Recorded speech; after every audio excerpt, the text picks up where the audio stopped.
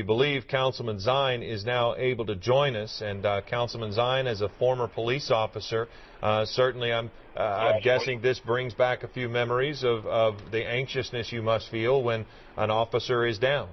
Yes, it does. Absolutely does. Also, I'm en route with some LAPD units on the 101. We're approaching El Camino. I'm very familiar with the school. I've attended many events there. And this tragedy that's taken place one day after what happened in Gardena is another symbol of the violence in our society. This police officer apparently sitting in his car gets shot. He's been taken to the hospital. Hopefully he'll be okay, but I'm getting to the scene in about 5 minutes to get a better update of exactly what's going on in the perimeter looking for the suspects. I've been conflicting reports. One suspect, maybe two suspects were taken into custody. Well, hold on, Mr. Zine, I don't mean to interrupt you, but I do want to clarify something before we go any further. Officers have detained people for questioning in that area. There have been no arrests yet, so we just want to make sure that we get that straight. Maybe I'm providing you with a little information as well. But you did say something a moment ago where the officer was sitting in his car. So do we know, have you heard anything about whether the suspect was walking, driving, riding a bicycle, how this confrontation might have happened? Unknown at this time. I spoke with the Chief Paysinger, who's also en route, a number of folks from the LAPD in cooperation with the school police. Interesting, their new chief is a former captain of the LAPD, so there's great cooperation, but we'll figure that out and find out if they're suspects, if there's arrest, whatever the case may be. But what we want to do is make sure that any and all suspects are in custody, that campus is secure. There's another campus in that area. It's also been locked down for the safety of the students. I understand no students have been involved in this, but this officer and that campus and the other campuses in the West Valley, which is my district, get good patrols from the LAPD and also the LA Unified School District Police. Mr. Zine, could you talk to the larger point about security on school campuses? We know from the incoming superintendent that this did not happen on campus, but certainly the campus is involved and that the students are on lockdown, and it was close enough to the campus involving an LAUSD officer. But we know that yesterday that student managed to get a gun onto campus. There were students were randomly checked with the wands. But what can you tell us about security on these urban campuses and the need for more of it or not? Well, we do have security. Dave Fahey is the president of the man in charge of the campus. It's decathlon school. Many accolades, many awards. They have a very secure campus. Very seldom they ever have any problems there. It's been always a good institution where they don't have these type of problems. Again, this happened off campus. The perimeter, it's a large campus. El Camino is a very large campus off of Valley Circle, and there's a lot of territory there. This particular situation is very unusual. This is the far west of the city of Los Angeles.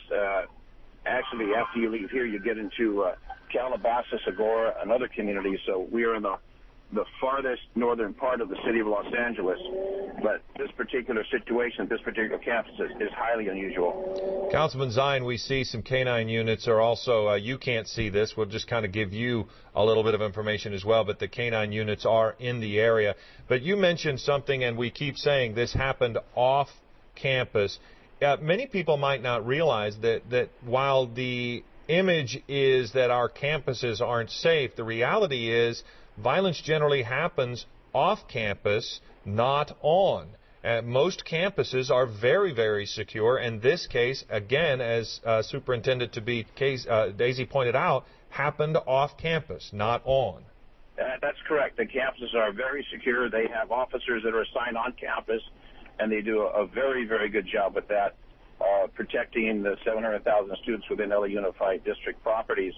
So the parents need to understand that security is there. There's a joint cooperation between LAUSD police and the local agencies, whether it be LAPD or another jurisdiction. And I'm just traveling up to the campus now. We've got LA County Sheriff's Department here, LAPD, a number of agencies are here on scene. So this is definitely a major deployment of personnel. to secure this area to make sure there's no other suspects in this area. Councilman Zine, a little bit more about what should parents do if they're listening to this broadcast and they have students in either of those schools. What should they be doing right now? Well, understand that the students are secure, the campus is secure. There's a number of officers. Many of these roads surrounding the campus are blocked. So everything fine here is secure. They don't have any worry about the students on campus.